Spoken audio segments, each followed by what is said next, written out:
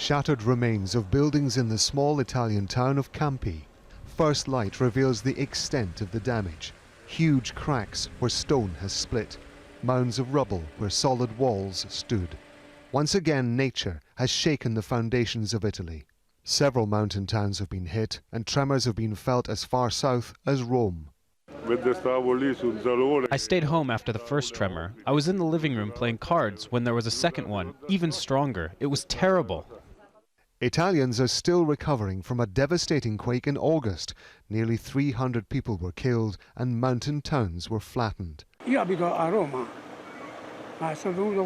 live in Rome now, and I came here today specifically to see my house, which was damaged in the previous earthquake in August when we left here.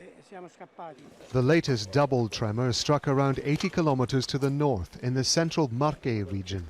It lies on a geological fault line which runs up the spine of Italy.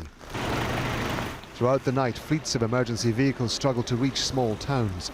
The large boulders blocked roads. Some buildings in the towns of Viso and Usita have stood for hundreds of years. Ruined remains are already being torn down because they could collapse at any moment. Some townspeople are determined to return home.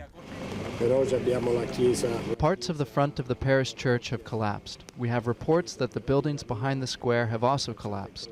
All the buildings were damaged, badly damaged. The center of the earthquake was here in Usita. Temporary shelters have been set up for residents in shock. Local businesses help where they can. We started to prepare croissants, hot drinks, fruit juice. It was all night that I went back and forth from the restaurant. We are trying to help as much as possible and hope it'll stop soon. As Italians examine the latest damage and the remnants of their broken towns, they know there could be aftershocks, or at least another large tremor. Rob Matheson, Al Jazeera.